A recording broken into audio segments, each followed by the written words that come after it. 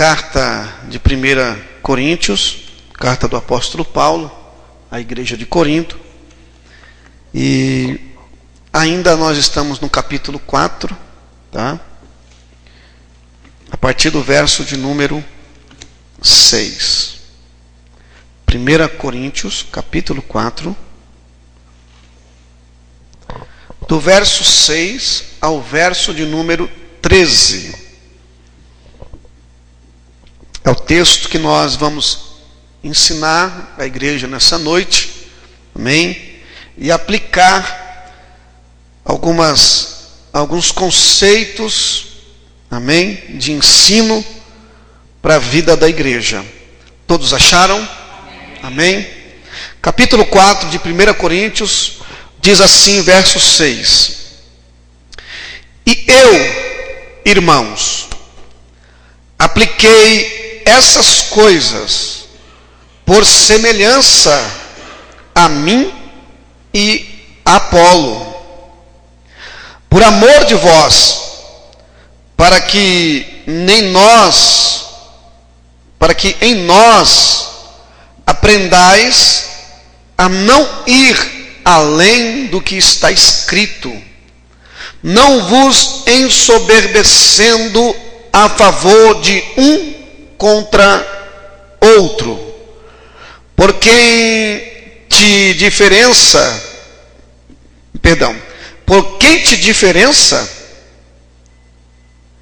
e que tens tu que não tenhas recebido? E se o recebeste, por que te glorias como se não houvesse recebido?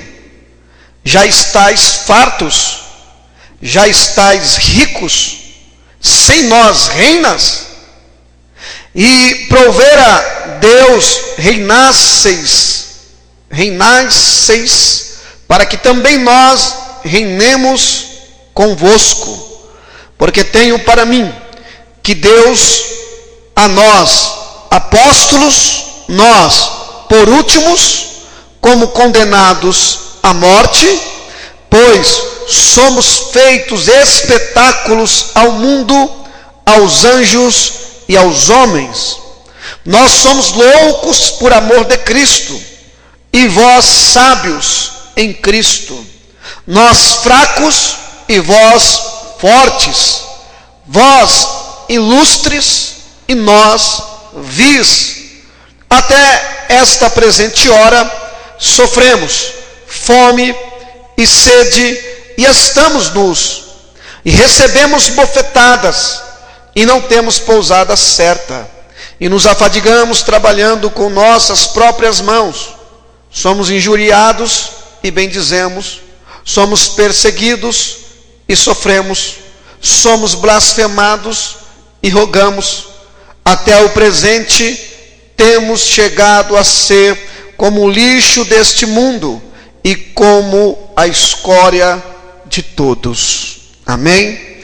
Podeis assentar, queridos. Amados,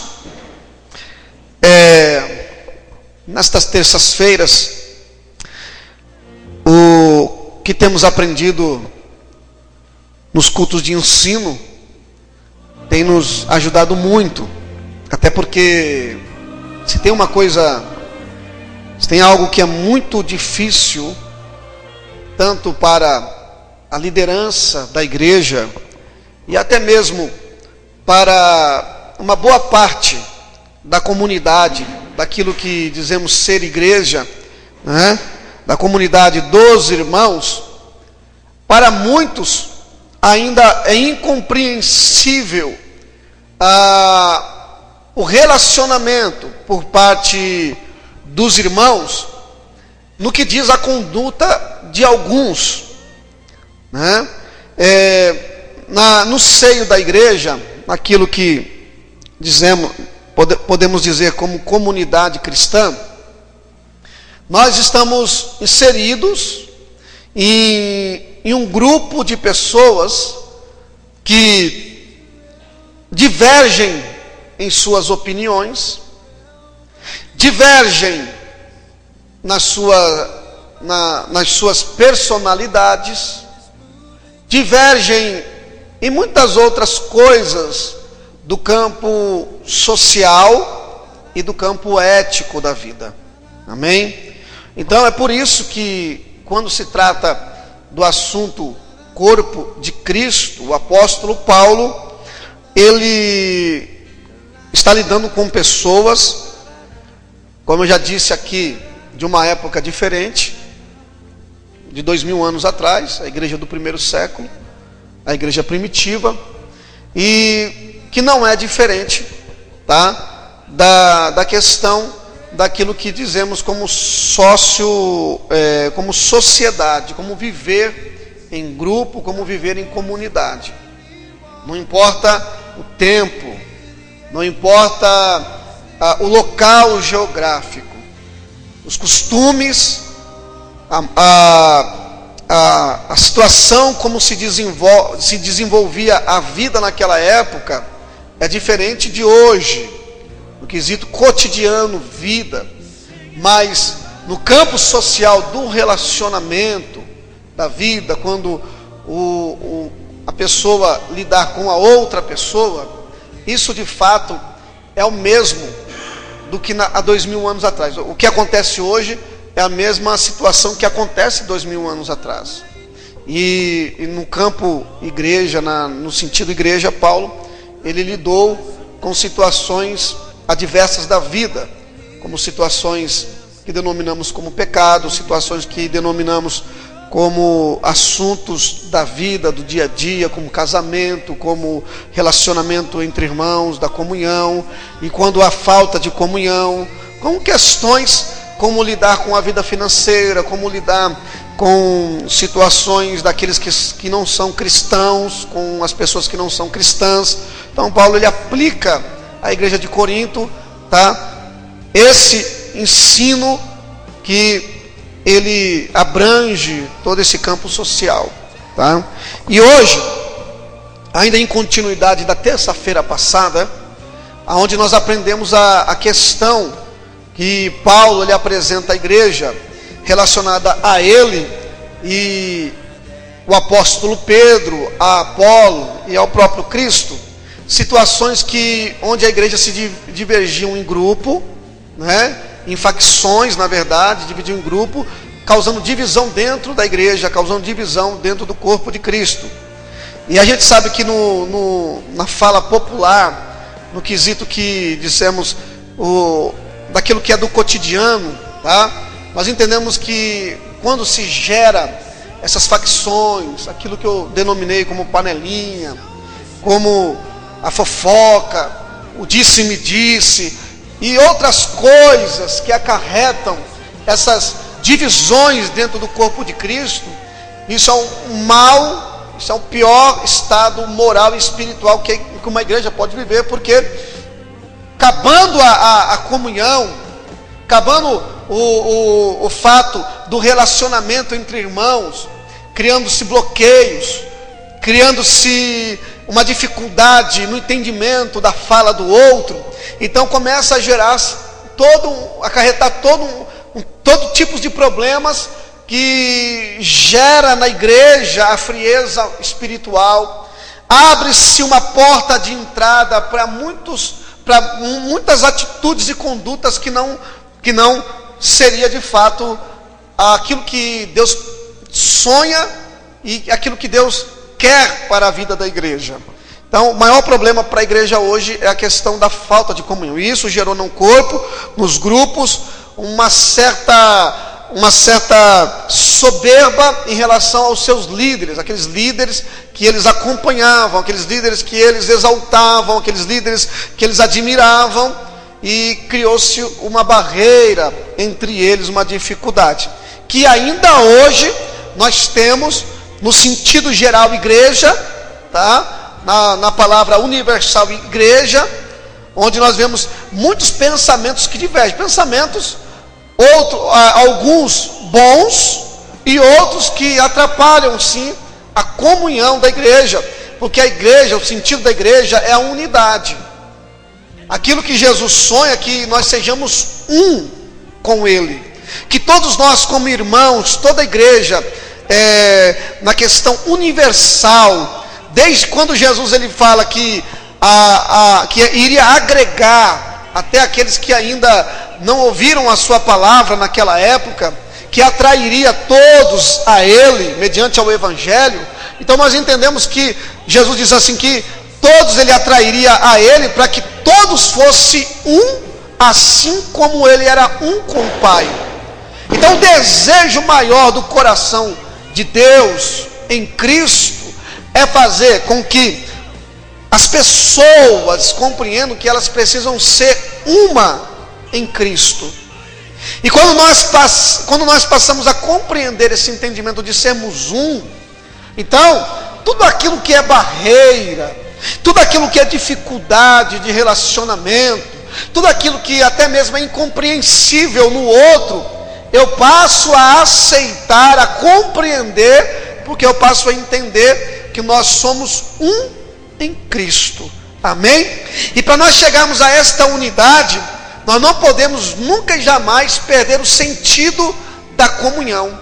Tudo que converge em Cristo, desde até o fator litúrgico da ceia, não é num sentido tão pessoal, porque o problema até, quando Paulo chega lá na ceia, no capítulo 11, o maior problema que Paulo trata ali, não é em si o pecado de alguém, na qual denotamos como indignamente para tomar-se, para fazer parte do corpo e do sangue de Jesus, não era propriamente pecados individuais, que no caso não seriam pecados para a morte. O maior problema que estava ali no contexto da ceia era a falta de comunhão dos irmãos daquela época. Então o fator central da ceia, ao relembrarmos a morte de Cristo e trazemos a memória, é no fator da comunhão dos irmãos, da comunhão, e o fato de estarmos todos unidos num só propósito, num só pensamento, numa só palavra, numa mesma visão. Então é isso que Paulo está tratando ao início dessa carta à igreja de Corinto, porque eles haviam perdido esse sentido, eles haviam perdido essa essência de comunhão e de unidade. Então criaram-se partidarismo, um falando contra o outro, tá? No sentido de uma certa liderança, como Paulo, como Pedro, como Apolo, e nesse sentido criou essa barreira entre eles, essas dificuldades, tá? Então Paulo trata lá, ainda no capítulo 4, que nós tratamos na semana passada, ao sentido de que Paulo, ele diz que os homens deviam considerar eles como remadores, como servos de Cristo, como administradores, como mordomos de Cristo, que no sentido geral que Paulo está mostrando, ele e os demais apóstolos como uma liderança trabalhando em prol do reino, buscando a unidade do corpo de Cristo. Amém? E essa unidade, lá em Atos capítulo 2, ela gerou para a vida da igreja, no capítulo 2 e o verso 42 ou 45, diz que ela gerou para a igreja uma proporção grande, maravilhosa, tremenda, de bênçãos na vida da igreja. Então no início da igreja, a Bíblia diz que cada um tinha tudo em comum.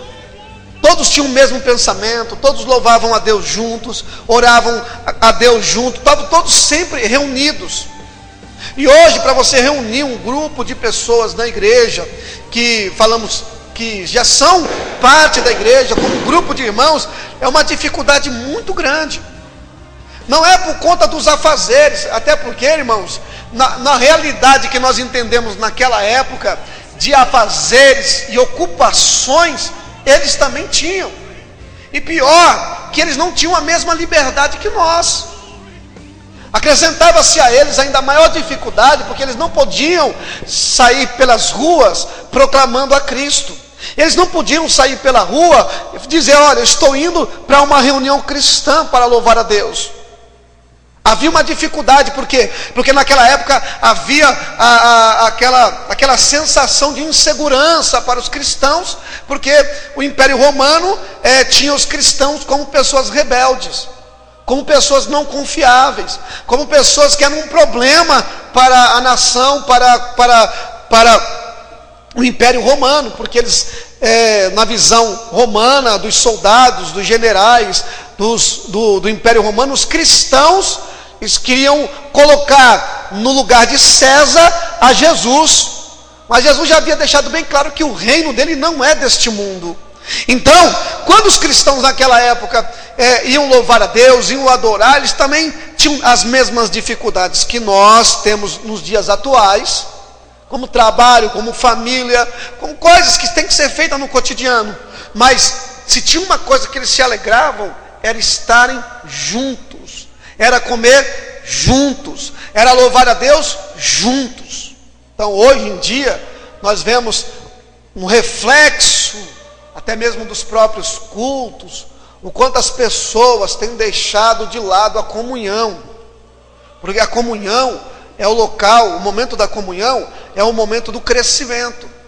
Como é que eu posso ouvir Deus e ser edificado? Através do corpo de Cristo, da igreja, dos membros, que somos nós, os membros do corpo de Cristo, a igreja de Cristo, que no convívio, que na expressão do louvor, da adoração, tá? Da pregação do Evangelho, nós somos edificados.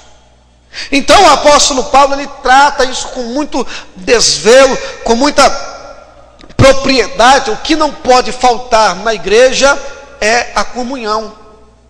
E nós temos que sempre, amados, identificar, irmãos, aqueles que, não é o fato de estarmos sentados na igreja, que estamos de fato na mesma comunhão, no mesmo espírito, na mesma visão. Não é isso, amados, tá? Então nós precisamos de fato identificar aqueles que não estão na mesma visão, na mesma comunhão, e tratarmos essas pessoas não com um desprezo, não com ignorância, não com uma atitude de colocar de lado. Não é essa a vontade de Deus. A vontade de Deus é que as pessoas sejam abraçadas, sejam curadas, sejam transformadas pela comunhão da igreja. Mas quando uma situação passa a gerar dificuldade no corpo de Cristo, é identificável isso, nós temos que todos, os demais, não é ser levado por alguma situação que está prejudicando a comunhão. O que nós temos que fazer, os demais? Na mesma união, na mesma comunhão, tratar a outra pessoa, ou aquele grupo, ou aquela outra situação que esteja causando um problema, tratar a situação na visão de consertar o problema, de consertar a situação, de trazer de volta o convívio normal daquilo que é a igreja, daquilo que é o real sentido de igreja. Então aí a gente passa a conviver no corpo de Cristo situações como esta, de alguém falar uma coisa que prejudica outras pessoas, de alguém citar situações que atrapalham a comunhão entre outros irmãos. Então qual que é a minha conduta? Qual que é a minha atitude? Se nós entendemos que aquilo ali é uma fogueira que vai alastrar um fogaréu em determinado local, né? Um incêndio, até porque o apóstolo Tiago, lá no capítulo 3 da sua epístola, ele fala que pela língua, né? Quer dizer, qual é a língua que vai danificar a comunhão, vai danificar o relacionamento, vai danificar uma igreja, vai danificar um grupo, uma família e outras coisas que estão relacionadas, entrelaçadas no relacionamento. O que é? Sempre é a partir do falar. Então é por isso que Paulo, ele trata a igreja que todos devem falar a mesma coisa, uma só língua, uma só palavra, no mesmo sentido, no mesmo pensar. Então, quando é identificado, o apóstolo Tiago, ele denota que um pequeno fogo, uma faísca, causa incêndio num grande bosque. E se eu estou vendo uma pequena faísca, se eu estou vendo um galho iniciar um pequeno incêndio, qual que é a minha postura? é assoprar para que o fogo aumente, é jogar mais material para que seja um combustível para que aquele fogo aumente? De maneira nenhuma. Qual que é a minha conduta? Qual que é a minha atitude? É de logo apagar o incêndio, é apagar o fogo. Então, é assim que nós devemos tratar o relacionamento na igreja. E quando identificamos um problema, uma dificuldade que atrapalha a comunhão, de primeira instância, abafar o caso, como diz o sentido, né? Porque se abafa, vai abafando, mas daqui a pouco o fogo reacende. Mas é apagar, diga assim, apagar. Amém? Apagar, acabar. Não citar, não falar, não ficar levando e trazendo. Não, acabou ali. Tratou, acabou a faísca. Se acabou a faísca, você pode ter certeza que não vai ter incêndio. Cortar o mal pela raiz, bem certo, irmã de Deus. A irmã de Deus já está na visão, olha aí que benção. É cortar o mal pela raiz. Desde quando, assim, dos problemas que possamos viver, pessoas que estão feridas, machucadas, pessoas que se sentem injustiçadas, elas não podem ser um veículo desse mal, porque tem que compreender que existe um todo na questão.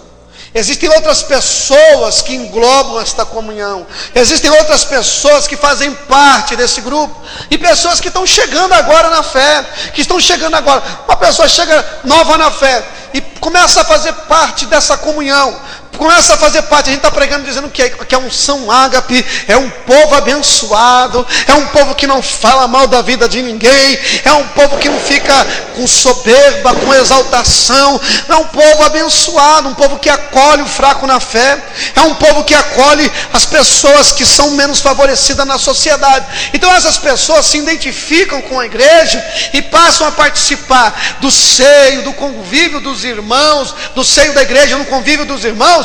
O que acontece?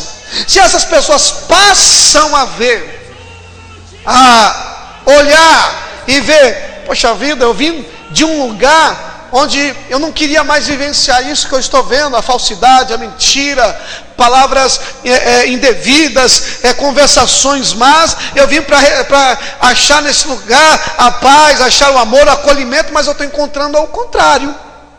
Então, nós seremos culpados se essas pessoas, por motivos nossos, por ações e condutas nossas, se afastarem da fé, se afastarem de Cristo, porque a nossa conduta não agiu de acordo com aquilo que está prescrito no Evangelho de Jesus, no Evangelho, na palavra. Por quê? Porque a nossa conduta, a pessoa está olhando para nós estamos rodeados de uma tão grande nuvem de testemunha. Então as pessoas que estão chegando novas na igreja, elas querem ver em nós algo diferente daquilo que elas encontraram lá fora.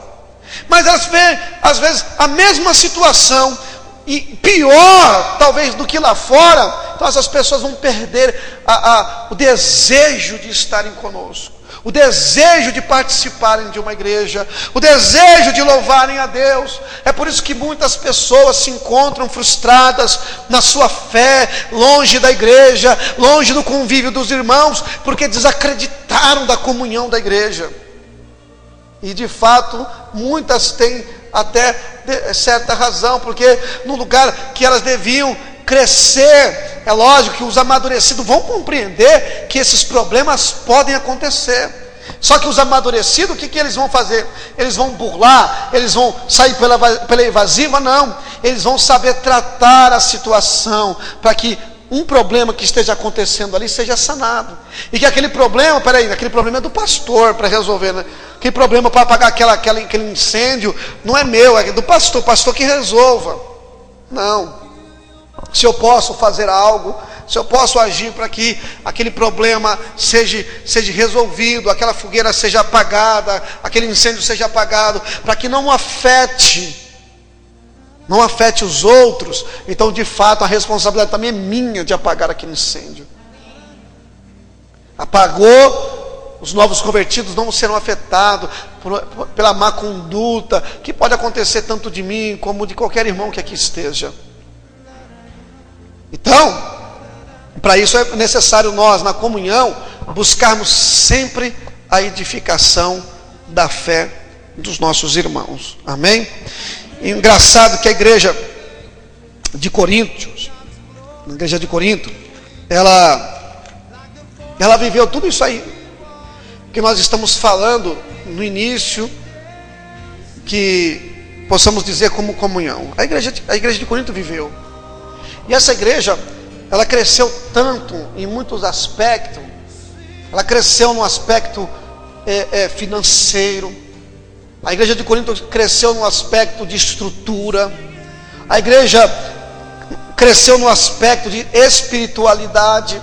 A igreja cresceu no aspecto dos dons espirituais, porque era uma igreja completa com os dons espirituais.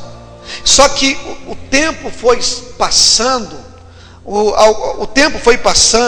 a própria ausência de Paulo, que ele vai tratar depois, a ausência de Paulo, da pessoa presente de Paulo, da exortação, né, de uma forma de estar sempre ali ensinando, fez com que alguns passassem a se tornar pessoas orgulhosas, pessoas que na situação que estavam vivendo, no melhor das coisas que Deus estava realizando, elas passaram a se tornarem orgulhosas. Aí gerou-se a questão da divisão dentro do corpo de Cristo, gerou-se a exaltação, a vaidade, o mau juízo que fizeram das lideranças, como Paulo, Apolo, Pedro, causando mais divisão, né? E gerou também neles um certo tipo de conduta de orgulho. E é isso que nós precisamos tratar na vida dos nossos irmãos.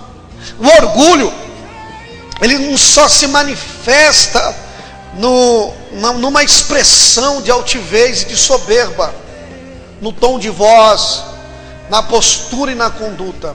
O orgulho se manifesta tão profundamente internamente no ser humano, que esse orgulho é expressado de muitas formas, que muitas das vezes não identificamos aquilo como orgulho.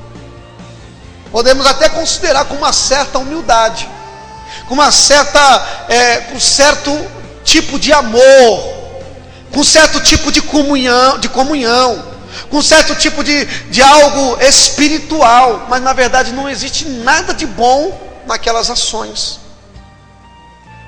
porque podemos maquiar, podemos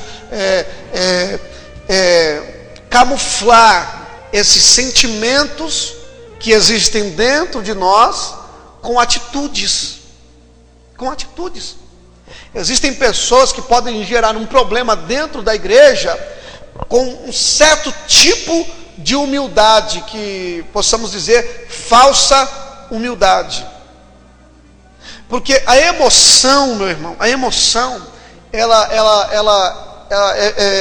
ela pode ser manipulada pelo próprio ser, pela própria alma. Eu posso chorar, eu posso sorrir, quando na verdade eu não quero sorrir. Amém? Eu posso dizer coisas boas, quando na verdade eu não quero dizer coisas boas. Vocês estão entendendo? Que no convívio, o orgulho, muitas das vezes, para conseguir o seu objetivo, ele vai usar certos tipos de artimanhas para alcançar o seu desejo.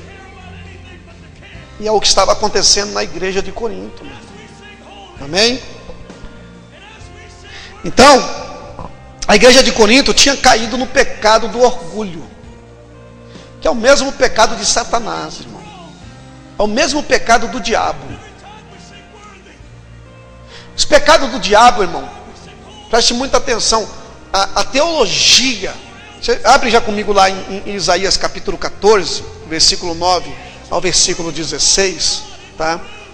Que você vai entender, é uma palavra, uma profecia que fala a respeito de um determinado rei. Só que a teologia compreende que isso se aplica àquilo que não compreendemos, o que aconteceu talvez há milhões de anos atrás lá no céu. Amém? Agora, antes de nós lermos, preste muita atenção em mim aqui. Então, esse orgulho que nasceu no coração de Lúcifer, né? Que hoje nós consideramos ele como diabo, como Satanás, ele conseguiu, através desse orgulho, convencer milhões e milhões de seres angelicais. Amém? Acharam? Acharam? Isaías capítulo 14, do versículo 9 ao versículo 16. Depois nós vamos ler, tá bom? Segura aqui, eu quero que vocês prestem atenção aqui em mim, no que eu vou estar dizendo agora. Então,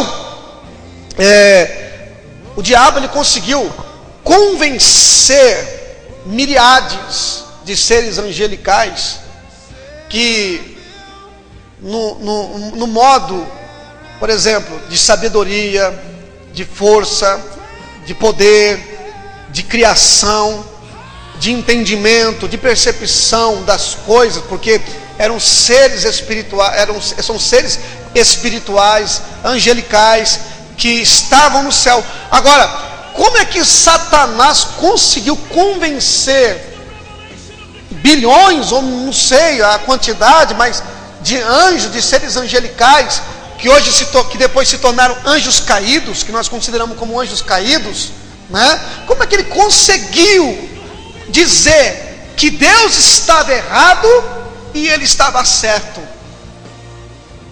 Como é que pode um ser conseguir convencer bilhões e bilhões de seres angelicais, mesmo que fosse um anjo, não seria em comparação ao ser humano, em comparação de inteligência, de percepção das coisas espirituais concernente a Deus e ao mundo, nem se compara. Agora, mesmo que fosse como que ele seria capaz de conseguir convencer todos aqueles seres angelicais para o seu intento, para a sua empreitada, para o seu desejo de convencê-los, dizer assim: ó, vocês estão comigo? E ele dizer: nós estamos com você. Como é que ele consegue convencer?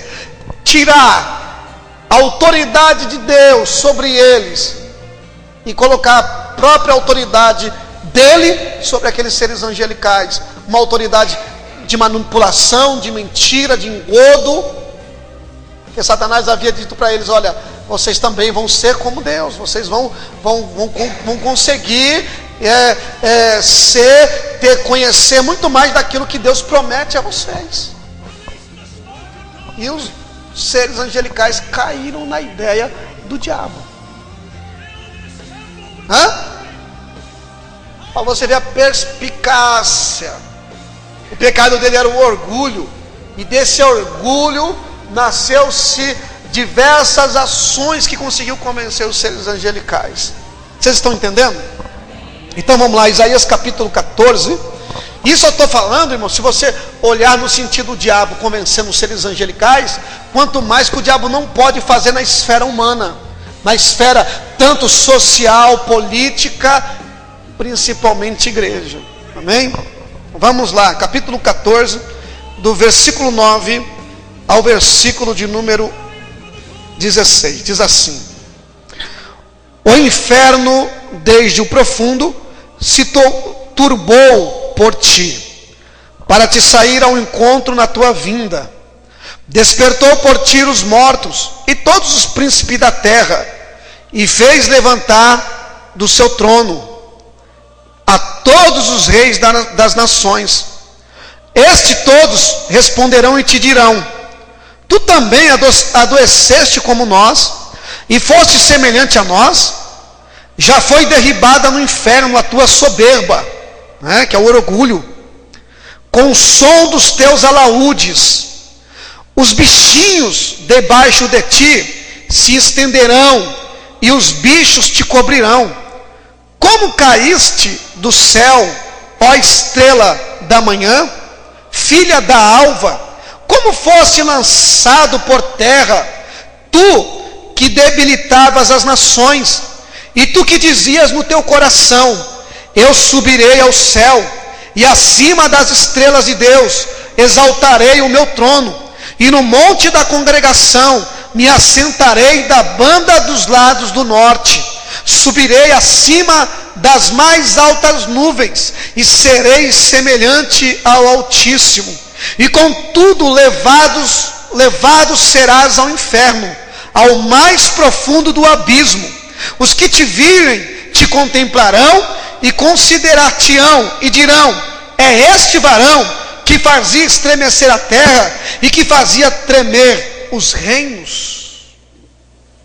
Então, essa passagem, que é aplicável a um determinado rei, né, que é o rei da Babilônia, se não me falha a memória, isso é a Babilônia, considerando isso de fato ao rei da Babilônia, é a mesma forma que aconteceu ao próprio Satanás, quando a expressão diz assim: como caíste, ó estrela da manhã, na palavra no latim se chama, a expressão que é usada para esta frase é a palavra Lúcifer, que muitas pessoas dizem que é o nome de Satanás, tá? Mas isso é apenas uma questão que denomina a expressão de que como ele caíste, ó estrela da manhã, né?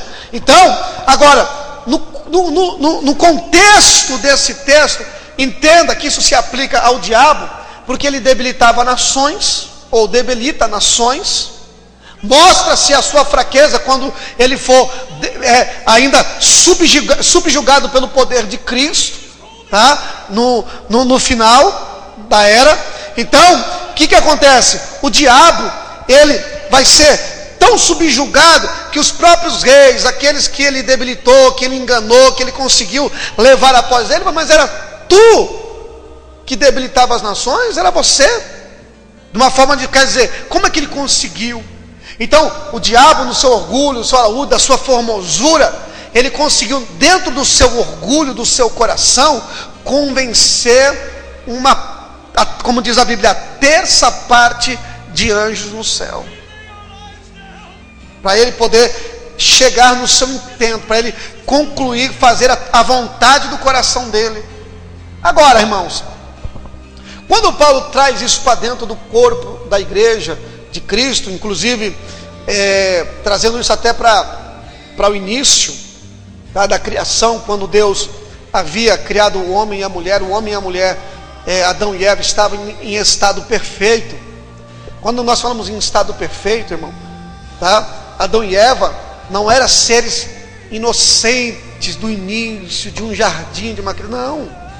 Havia muita sabedoria em Adão, havia muita inteligência em Adão. Não se sabe quantos anos ou quanto tempo Adão ele conviveu dentro do paraíso.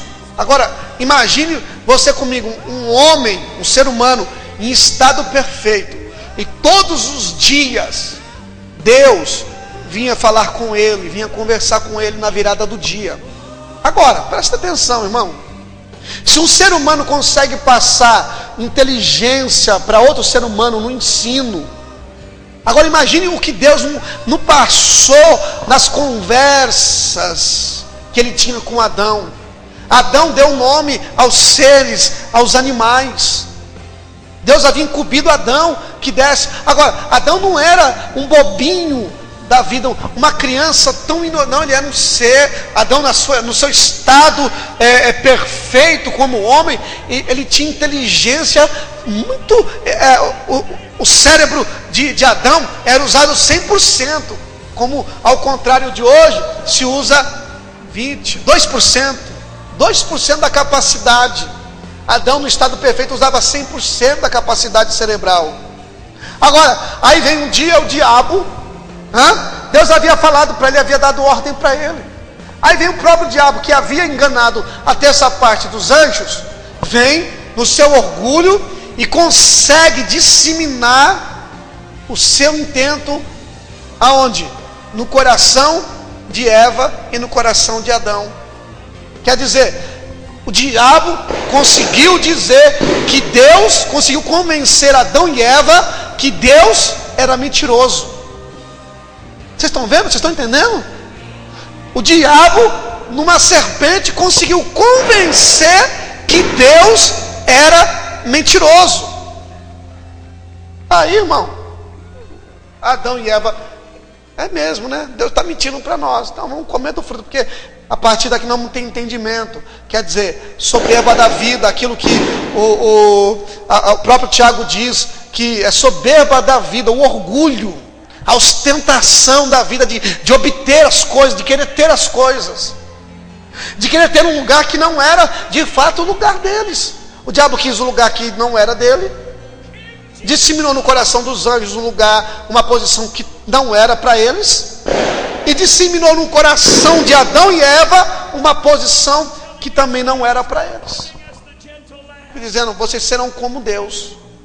Opa, quero ser também. Foi lá e desobedeceram a palavra de Deus. Agora, qual que é hoje o objeto de ataque de Satanás? Qual que é o foco? Qual que é o alvo do diabo hoje, irmão? Lógico, da destruição da humanidade, mas Deus trouxe através do seu Filho Jesus, Deus levantou nessa terra a igreja, o seu corpo, a sua noiva. Então a partir daí o diabo, ele entende o que? Ele passa a fazer o que? Ele passa, através de determinadas situações, trazer problemas no convívio do corpo de Cristo. Porque a maior arma de Satanás para conseguir destruir a igreja, para conseguir barrar, não que ele não vai conseguir destruir a igreja, é lógico que não, jamais, porque a igreja está coberta com o sangue do Cordeiro, tem autoridade dada pelo próprio Cristo para subjugar serpentes e escorpiões, para subjugar o mundo das trevas na autoridade do nome de Jesus. Satanás, ele conhece, ele sabe muito bem que nós como igrejas temos autoridade sobre ele. Então, para que ele, é a mesma forma, numa guerra, o que o diabo ele vai sempre fazer? Ou o que o oponente, o adversário numa guerra, ele vai sempre fazer para poder vencer a guerra? É causar alguma situação na tropa, na outra equipe, do outro exército, para criar uma situação de desordem, para que eles em ordem possam conseguir vencer a outra. Não é só a questão a guerra não é questão de atirar de um lado para o outro. Guerra se requer estratégia de espionagem, estratégia de como avançar, de recuar. Existe uma mentalidade mental inteligente nas guerras para se aplicar isso, para se aplicar uma estratégia para que possa vencer o oponente. Então o diabo, o que ele faz? Ele sabe que a autoridade que nós temos, o poder que nós temos, a presença de Deus sobre a igreja, o que nós podemos fazer como igreja, se nós entendemos que nós somos igreja, nós vamos subjugar o reino das trevas, na autoridade do nome de Jesus. Aonde a igreja chegar, as trevas têm que se dissipar. Então, o que o diabo vai fazer? Sabendo que nós temos essa autoridade, é disseminar um problema, para que nós não venhamos se focar naquilo que Deus tem para realizar na vida da igreja.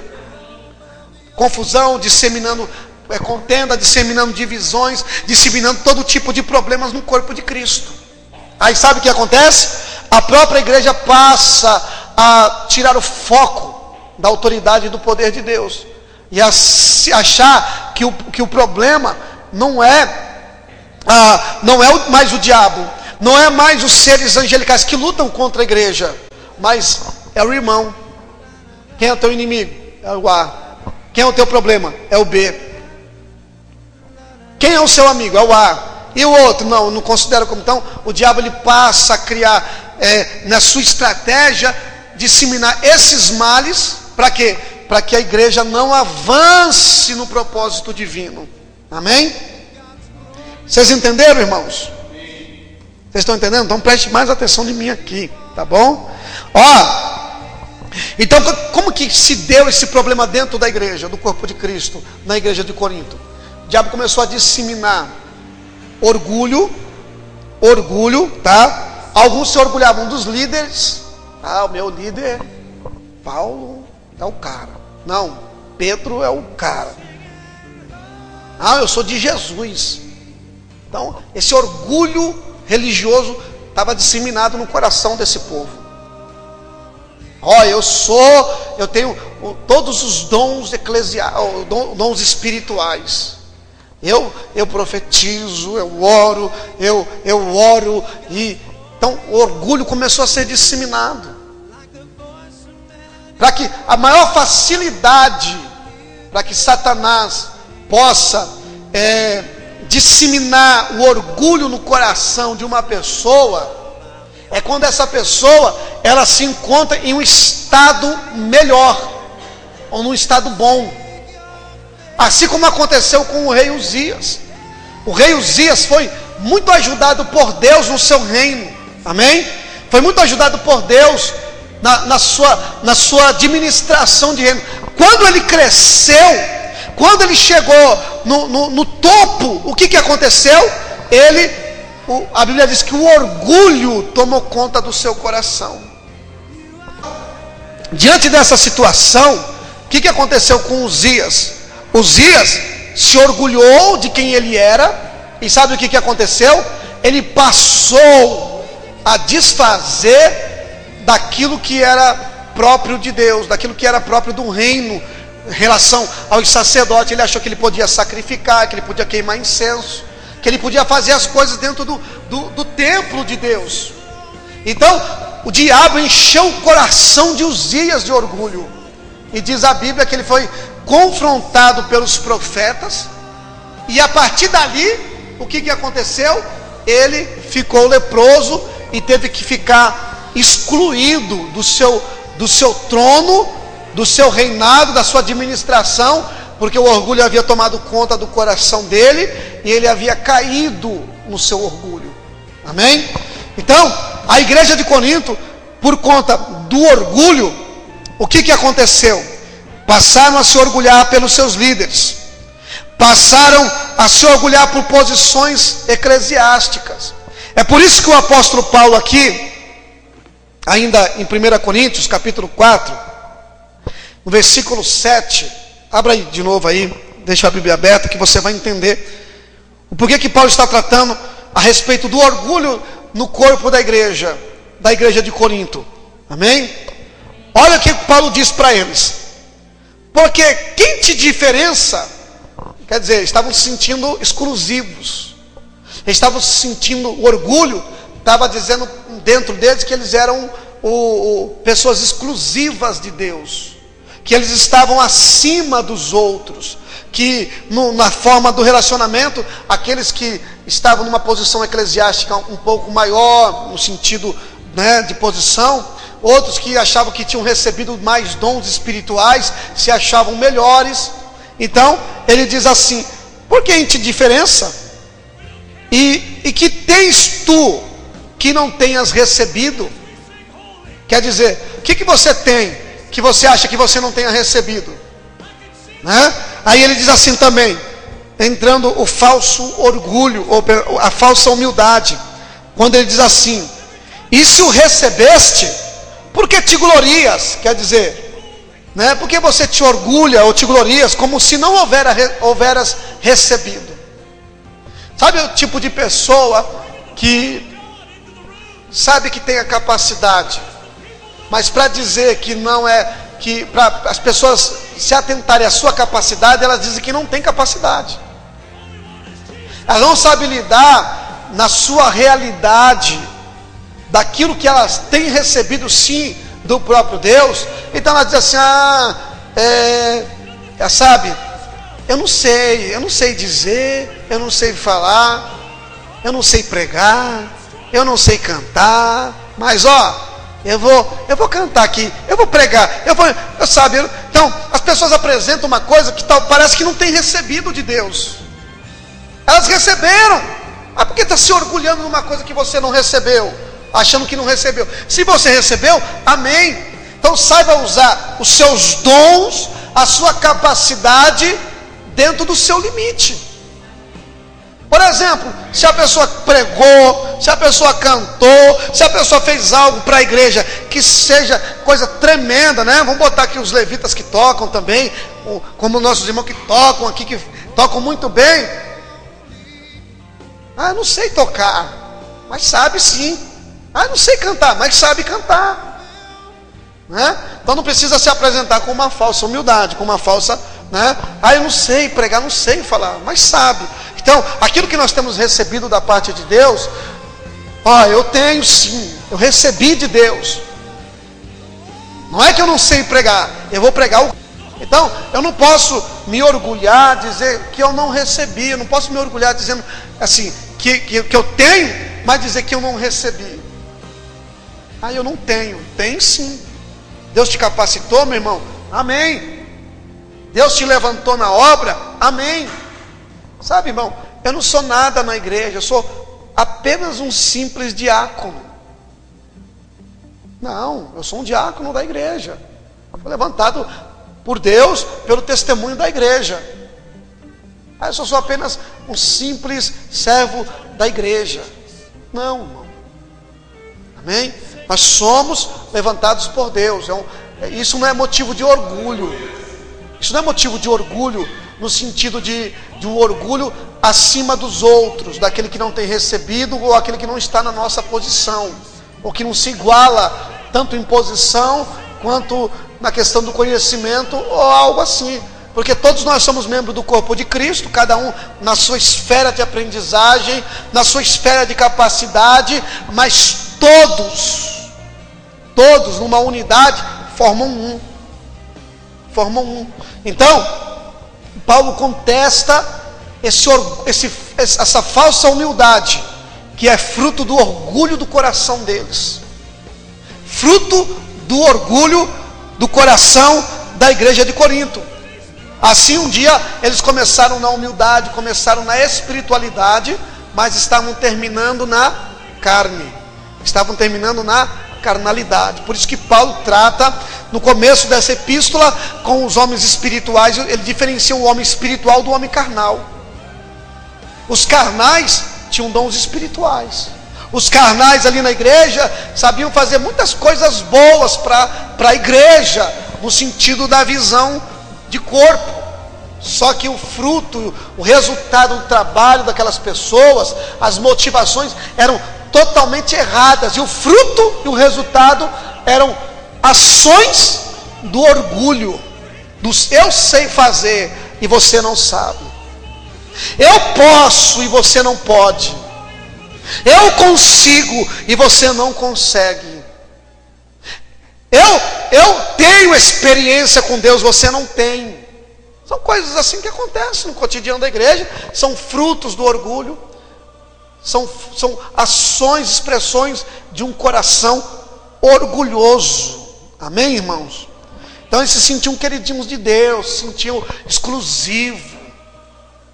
Alguns na sua capacidade de pregar, de ensinar, outros na sua capacidade de administrar algo no corpo, outros na sua capacidade. Então, outros usavam nessa vanglória de dizer que tinham e que os outros não tinham. Quer dizer, eu tenho, você não tem. E outros que tinham, que eram capazes também, diziam que não tinham, apenas para os outros se focarem naquilo que eles tinham, para dizer assim: ô irmão, você falou que não tinha, mas olha, que pregação, hein? Você falou que não sabia pregar, olha, você falou que não sabia cantar, você falou que não sabia tocar, você falou que não sabia fazer nada na igreja, mas olha aí o que você fazendo. Apenas para tirar do outro um elogio, para alimentar o ego e o orgulho. Isso acontece ou não acontece, irmão? E muito. Então é aí que a gente percebe que dentro do corpo de Cristo existe sim essa expressão da carnalidade nessas ações que muitas das vezes são expressadas no nome da humildade, no nome da comunhão, no nome do amor. E de fato não é isso. Não existe nada disso. Amém? É interessante que Paulo ele passa depois no versículo ainda 6, né, voltando um pouco, ele trata do orgulho dos cristãos de Corinto, né? Tanto é assim, deixa eu só falar um pouquinho do versículo 8, que ele fala assim, ó: já estáis fartos? Quer dizer, você já tem bastante já? Você já tem muito? Vocês já estão fartos, versículo 8, né? Já estáis ricos? sem nós reinas. Quer dizer, ele já estava assim, nós estamos reinando com Cristo. E Paulo, vocês estão reinando com Cristo, e nós? Que estamos trabalhando na obra, que estamos fadigando, sendo esbofeteados, passando fome, passando nudez, não estão reinando, e vocês já se sentem no direito de reinar? Vocês já se acham tão ricos, tão prósperos? Então Paulo contesta essa postura que é fruto, que é expressão do orgulho do coração da igreja de Corinto. Amém? E provera, ainda no 8, Deus que renasceis, para que também nós reinemos convosco. Né? Então, Paulo ele se coloca agora numa posição de humildade. Mas primeiro, Paulo aplica na visão de Paulo aplica uma imagem, uma figura que era própria do Império Romano, tá? Que Paulo usa essa figura de um general romano que, após batalhas e ter conquistado vitórias, então esse general romano, ele era levado em procissão junto com o exército que conquistou outros reinos, nas ruas de Roma, né? Então esse general era levado em procissão, chamada procissão do triunfo. Procissão do triunfo. Então Paulo aplica isso a eles, a igreja, porque era a mesma coisa de esse general romano, esse general que tinha obtido a vitória, os seus troféus numa batalha, conquistado, e era levado em um cortejo, levado numa procissão chamada triunfo, onde todos o ovacionavam pela sua grande vitória. Só que o que acontecia ali, enquanto ele estava no carro sendo conduzido, sendo aplaudido, quer dizer, ele havia conquistado, ele batalhou, ele lutou lá atrás, conquistou a vitória, agora ele está sendo levado em procissão nas ruas da grande cidade de Roma. Só que do lado dele tem um escravo, tem um homem, um escravo, que vai levando acima dele a coroa de louro que ele conquistou, que é o seu troféu, né? Dizendo assim para ele: olha só, irmão, como isso se aplica à questão do orgulho. Ele conquistou, ele guerreou, ele batalhou, agora ele está sendo ovacionado. Só que o escravo está ali do ladinho dele, ali no mesmo carro, falando assim para ele: tu é homem e não és Deus. Tu é homem, quer dizer, em outras palavras, né? Tu és um mortal e não é Deus. Quer dizer, lembrando a ele que aquela conquista, aquela posição, aquela glória que ele estava recebendo ali, aqueles aplausos, aquelas pétalas de rosas, de flores sendo lançadas sobre ele, pelo seu triunfo, pela sua vitória, ele estava sendo lembrado ali que ele apenas era um mortal, que o orgulho não subisse ao coração dele a ponto de ele achar que poderia lá na frente conquistar lugares que ele não estava reservado para ele. É o que acontecia dentro da igreja. Então muitas pessoas hoje, irmão, na sua conquista eclesiástica, nas suas conquistas de dons ministeriais, que pela sua graça, pela graça de Deus, né? Não é uma conquista humana, pela graça de Deus, essas pessoas são dotadas de certas capacidades. Aí sabe o que elas passam a fazer? Se ela nunca for lembrada de que ela é um mero mortal, de que ela é um mero servo não no sentido, né, que ela é apenas um servo de Cristo, que ela tem que buscar a unidade do corpo e a edificação do corpo através da sua vida como instrumento. Sabe o que essas pessoas passam a fazer? Passam a se sentir um cara. Espera aí, eu sou o homem da revelação, eu sou a irmã da profecia, eu sou o pastor, eu sou o apóstolo, eu sou, e esse eu sou vai disseminando no coração o orgulho. Essa pessoa já não ouve mais ninguém, não ouve mais os servos mais pequenos na consideração dela, os pequenininhos. Peraí, se eu tiver que ouvir, eu vou ouvir de Deus. Então já não ouve mais os pequenos. Já não houve já a irmãzinha, sabe, de oração. Já não houve mais o conselho de ninguém. As pessoas passam a ser tão exclusiva que só ele e ele mesmo. Aí o orgulho vai tomando conta do coração. Essa pessoa, quando ela acha que está em cima, na verdade já está mais do que embaixo. Então o que acontece? O orgulho toma conta do coração, porque se esqueceu de qual é a sua posição. Alcançou alguns lugares, no sentido igreja, eclesiástico, só que perdeu a noção da humildade. Aí sabe o que acontece? O orgulho toma conta do coração, começa a pisar nos outros, começa a puxar tapete, começa a derrubar pessoas para querer conquistar lugares que não são seus, que não é dele, que não é dela. Vocês estão entendendo, meu irmão? Aí o orgulho usa de tudo, usa de falsa humildade, usa de mentira, usa de todas as artimanhas para derrubar o outro. Isso estava acontecendo na igreja de Corinto, irmão. Tomara que não esteja acontecendo aqui na nossa igreja também. Diga glória a Deus, meu irmão. Né? Então essas pessoas se achavam ricas, se achavam fartas. Já estão fartos, já estão ricos. Se achavam reis, dono da cocada. É cocada preta? Ah, irmão, era assim. Paulo fala assim: já estão reinando sem nós? Quem dera que vocês estivessem reinando, porque nós também estamos reinando. Quer dizer, se Paulo, sendo um apóstolo, que pregou, que ganhou aquelas pessoas, estava sofrendo, padecendo, estava passando fome, nudez, e aquele povo estava reinando. Como é que vocês estão reinando sem nós? Quisera a Deus que vocês estivessem reinando, porque se vocês estivessem reinando de fato, nós também estávamos. Então são as pessoas que têm o quê? O rei na barriga, meu irmão. O mundo está cheio e a igreja também. Rei na barriga.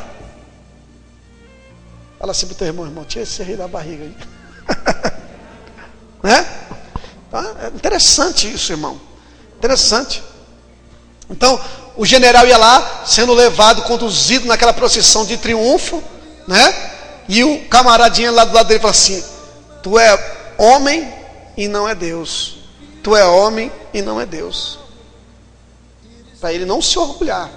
Aí no fim daquela procissão, ele encontrava ele se deparava com um grupo de escravos, né? Então no final da chegada daquela procissão, ele encontrava um pequeno grupo de escravos que estavam condenados à morte. Era um grupo de escravos condenados à morte, né? Esses escravos eram lançados, né, aquilo que consideravam-se na antiga Roma, de pessoas que eram lançadas para as feras, para lutarem com as feras, para serem mortos pelas feras, né? Aí quando ele chegava no fim da viagem, ele encontrava aquele grupo de escravos que diziam para ele, que no latim se chama te monturi salatumus, ou salutamus, né? Deixa eu repetir de novo: te monturi salutamus. Quer dizer assim para ele, assim, ó, para o general venceu a batalha, guerreou, lutou, conquistou, foi conduzido dizendo: tu é homem, não é Deus. Quando ele chega, aqueles homens, aquele pequeno grupo de escravos diziam para ele assim, né? Te monturi salutamus, que quer dizer assim: nós, os que estamos para morrer, te saudamos. Então quer dizer, então no fim da viagem, então ele era contestado pelo grupo de escravos, porque ele também era um escravo, ele era um servo de um país, que ele estava subjugado pela autoridade daquele país, e que também um dia ele poderia morrer como aqueles escravos também. Então eles diziam: nós que vamos morrer te saudamos. Amém? Então Paulo, ele se considera nesse grupo aqui. Paulo, ele aplica não ao grupo dos generais, ele coloca a esses que achavam que estavam reinando, que estavam ostentando uma vida, um orgulho espiritual, religioso. Paulo aplica isso à igreja, que ele mesmo ganhou a maioria daqueles irmãos. Foi ele que conquistou. Só que a ausência de Paulo fez com que alguns líderes disseminassem esse orgulho, que é a própria semente de Satanás. Aí o que aconteceu? Paulo, na sua ausência, esse mal foi disseminado, mas Paulo enviou a carta através de Timóteo para exortar a igreja a voltar à simplicidade do evangelho, a simplicidade de Cristo, a humildade, a comunhão daquilo que a igreja era no seu início. Então, ele se aplica a Paulo como aquele grupo de pessoas que vai morrer, que é um grupo de escravos que está ali dizendo assim, ó, é nós que estamos aqui, vocês são aqueles que venceram, nós somos aqueles que estão dizendo para vocês que nós que vamos morrer, vos saudamos, para lembrar a eles da condição humana deles, a condição que eles são dignos de misericórdia, e que eles foram aceitos não pelas suas capacidades que eles chegaram e conquistaram, mas que eles estavam naquela posição porque alguém os levantou estarem ali naquela posição, que foi a graça e a bondade de Deus. Então as pessoas se perdem no caminho, irmão. Quantos pastores, lideranças se perderam no meio do caminho por conta do orgulho? Caíram, despencaram. Crentes, irmãos, uma coisa que não pode nunca acontecer na sua vida, na sua espiritualidade, no seu convívio dos irmãos, é nunca querer se sobressair aos demais. Achar que só você tem, que só você sabe, que só você sabe fazer. É a pior coisa. É a pior coisa no ser humano. É aquilo que nós precisamos dizer, é o crente cabeça dura. Não aceita nada de ninguém. E essas pessoas que não aceitam nada de ninguém, não aceitam uma exortação, uma confrontação, nem um ensino, essas pessoas também não aceitarão de Deus quando Deus falar com elas, porque elas serão duras de coração. Serão duras de coração, porque o orgulho endurece o coração. Amém? O orgulho endurece o coração. Então Paulo aplica essa figura de escravo a ele e aos demais apóstolos. Nós somos escravos, que saudamos vocês para morrer. Olha o que diz aqui o versículo 9. Olha como Paulo se aplica diante da igreja. Amém? Vamos lá, olha o que diz. Porque tenho para mim que Deus a nós, ele se refere a Deus e a eles, né? A relação daquilo que eles se colocam diante de Deus. Olha o que ele diz. Apóstolos nós por últimos. Como que é? Condenados à morte. Está vendo só? Então é aquele grupo que diz assim, ó, nós que vamos morrer, vos saudamos. Então ele está dizendo assim, nós que somos condenados à morte, pois somos feitos espetáculo ao mundo, aos anjos e aos homens. Então a figura que Paulo aplica é esse grupo de pessoas que vão ser lançados como espetáculos nos circos daquela época. Nos circos, né? Que na verdade são não o ciclo atual hoje, que nós entendemos como onde se faz palhaçada, que tem, né, ali o picadeiro, que vai o palhaço, se apresenta e tem ali uma plateia. Não, na antiga Roma é aquilo que nós chamamos de arena de gladiadores, que era o circo, que é onde surgiu aquela expressão panet iticenses, né, de pão e circo ao povo, que era isso que é o que acontece no Brasil hoje, né, da estádio e da Bolsa Família. É isso que o governo faz até hoje. É o mesmo plano de Roma antiga. De pão e circo ao povo, quer dizer, Bolsa Família e de estádio de futebol. Não é verdade isso, irmão? Então, essa é uma verdade até dos dias atuais. Então, olha que interessante, naquela época tinham-se os lugares onde pegavam esses escravos que estavam para morrer e eram lançados para as feras. Então Paulo ele aplica essa imagem a ele e aos apóstolos, quando ele diz assim, condenados à morte, fomos feitos espetáculos, porque era um espetáculo naquele circo, né, ver as pessoas morrerem. Espetáculos ao mundo, aos anjos e aos homens. Amém? Aí diz assim, nós somos loucos por amor de Cristo, e vós sábios em Cristo, nós fracos e vós fortes, vós ilustres e nós vis. Até esta presente hora sofremos fome, sede e estamos nus, e recebemos bofetadas e não temos pousada certa, e nos afadigamos trabalhando com as nossas próprias mãos, somos injuriados. Olha aí, irmão, além de você fazer os apóstolos trabalharem, ainda eram injuriados, tomavam um tapa na cara, eram chicoteados, eram humilhados. A igreja vivendo um bem bom, a igreja reinando, a igreja se sentindo forte, a igreja, sabe, um pisando no outro, um falando mal do outro, e o povo se sentindo farto, se sentindo rico. Aí Paulo fala assim: nós estamos sofrendo, nós estamos sem comida, passando fome, passando nudez, e vocês estão num bem bom. Vocês estão vivendo que é bom, e vocês vão ficar agora se matando, se mordendo um com os outros aí, destruindo um ao outro. Não, está errado esse negócio, né? Então Paulo se coloca na posição de escravo.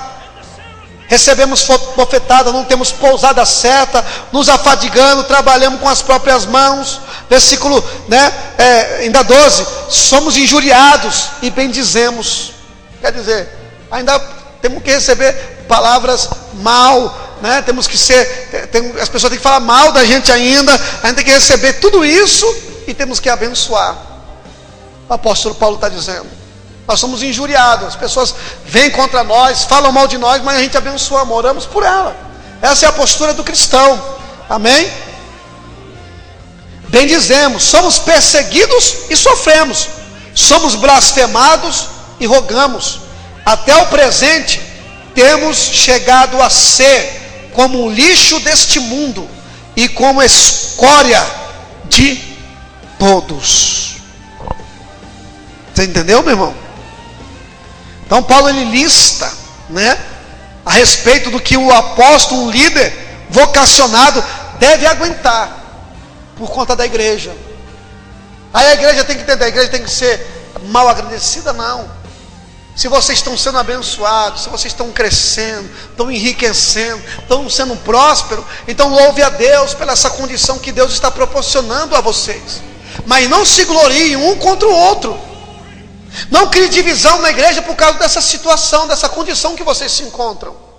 Porque o povo, além de dizer, eu sou de Paulo, eu sou de apóstolo, vai dizer, escolhendo os seus líderes, exaltando os seus líderes, também se exaltavam a si mesmo entre eles. Quer dizer, aquele ali presta, aquele não presta. Aquele ali é bom, aquele ali não vale nada. Aí onde criava-se, por exemplo, igreja onde tem aquela panelinha dos irmãos mais favorecidos, aqueles que são, mais bem de vida, enquanto aquele irmãozinho de chinelinho entra na igreja e sai e ninguém nota.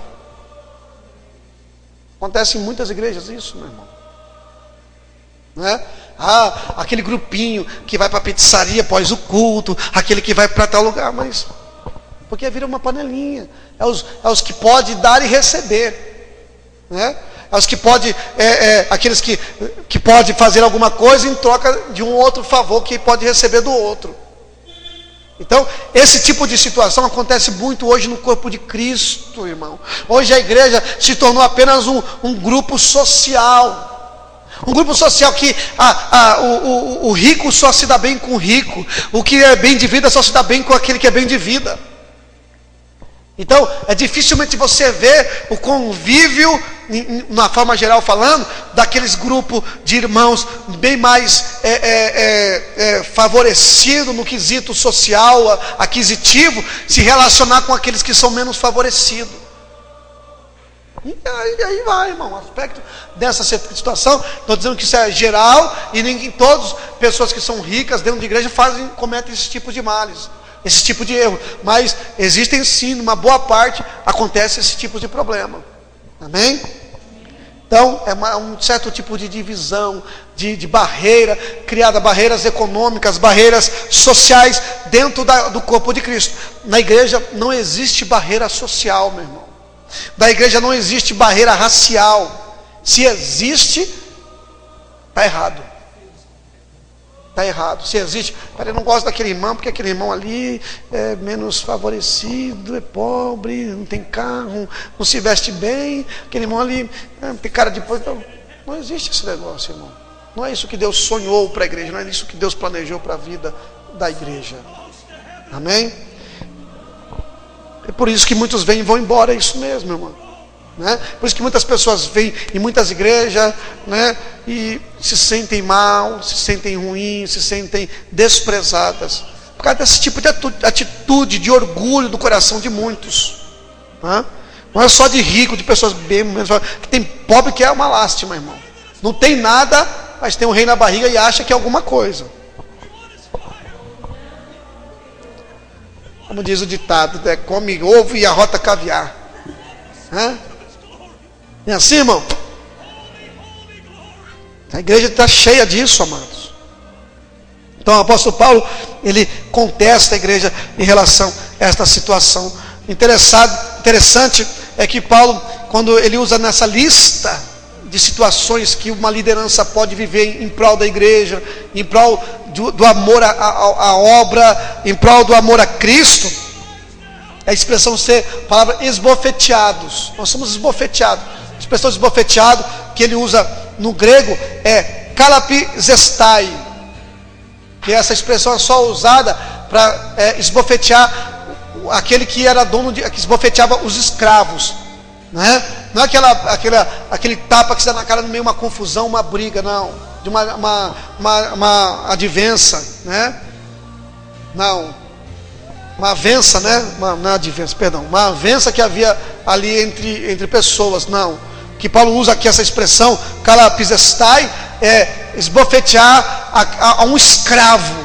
Então quando Paulo está dizendo assim, nós somos esbofeteados, é que ele estava recebendo, esbofetear não é só questão de levar tapa na cara, mas o fato de ser esbofeteado é a expressão de ser humilhado, em todo sentido, como escravo, mas ele sofria, padecia isso, por amor à obra e por amor a Cristo primeiramente, amém?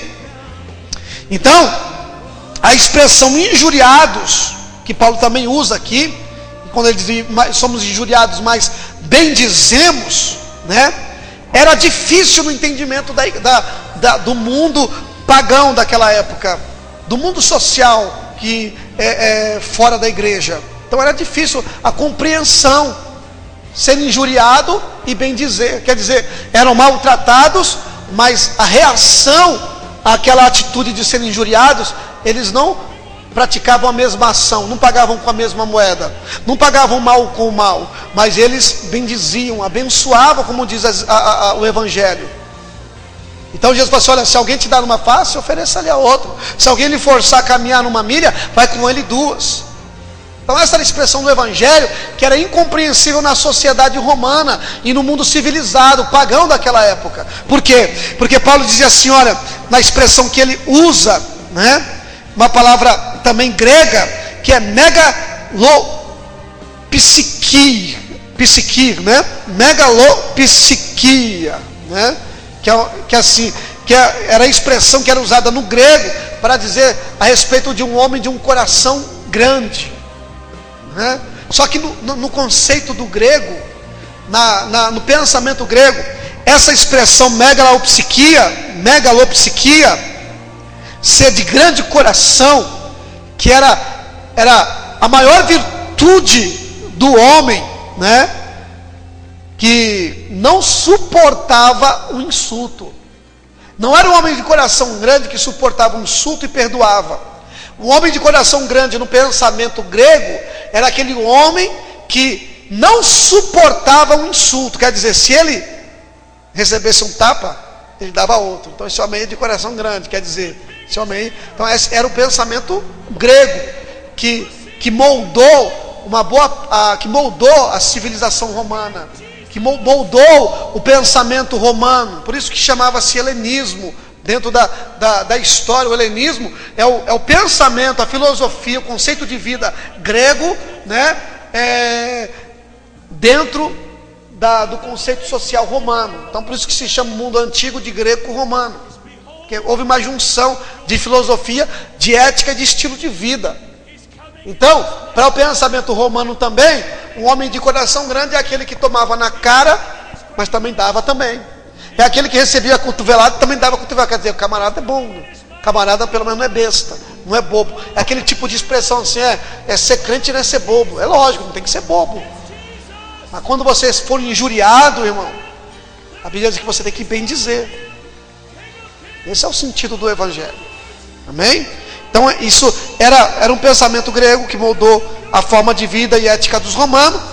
Para o mundo antigo, a humildade cristã era uma virtude totalmente estranha. Então, quando Paulo diz assim, nós somos injuriados, mas bem dizemos, para o mundo, aquilo era estranho. Como é que pode umas pessoas serem dessa forma? Então, essa conduta, essa virtude cristã era algo estranho para a sociedade romana. Então, Paulo evoca essa humildade, né? A humildade cristã, ela baseada na pessoa de Jesus, tá? No Evangelho. Porque Paulo, ele era um pregador da graça, ele era um imitador de Cristo. Então tudo para Paulo era Cristo. Tudo que Paulo fazia era centralizando Cristo. Então quando Paulo diz da humildade cristã, de ser injuriado e não pagar com a mesma moeda, sabe o que Paulo estava evocando? A humildade de Jesus, que é o texto que eu quero compartilhar com os irmãos, lá em Mateus capítulo 11, tá? Nós vamos ler. Só que interessante, no capítulo 11, Jesus, ele, no versículo 20, vamos começar no versículo 20, tá? Depois nós vamos para o 25 ao 30, do 20 ao 24, todos acharam? Amém? Olha o que Jesus fala a respeito de 3 cidades que não abraçaram o Evangelho, né? Jesus lança em rosto das chamadas 3 cidades impenitentes, né? Que ele diz assim: então começou ele a lançar em rosto as cidades onde se operou a maior parte dos seus prodígios e não se haverem arrependido, dizendo: ai de ti Corazim e ai de ti Betsaida, que é 2 cidades, né? Porque se em Tiro e em Sidom fossem feitos os prodígios que em vós se fizeram, há muitos que se teriam arrependido com pano de saco grosseiro e com cinza, que é humilhação, né? Que humilhação vem da palavra humildade. Por isso vos digo que haverá menos rigor para Tiro e Sidom no dia do juízo do que para vós. E tu, Cafarnaum, que te ergues até o céu, orgulho, sabe, irmão? Quando Jesus está falando que te ergues até o céu, Jesus está tratando do orgulho desta cidade, né? Que não recebeu Jesus na sua humildade. Olha o que ele diz: e tu, Cafarnaum, que te ergues até os céus, serás abatidas até aos infernos. Porque se em Sodoma se tivessem sido feitos prodígios que em ti se operaram, teria ela permanecido até hoje.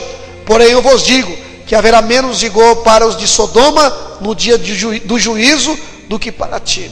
Ó cidade orgulhosa, que não recebeu a humildade de Jesus. A cidade de Betsaida, cidade de Corazim, também foram incrédulas quando Jesus operou maiores sinais ali naquela cidade, mas elas não se arrependeram, não receberam o Evangelho. Por quê? Por conta do orgulho. Você vê que o mesmo juízo para a cidade de Cafarnaum e para estas cidades que você te elevou até o céu, mas será abatida até o inferno.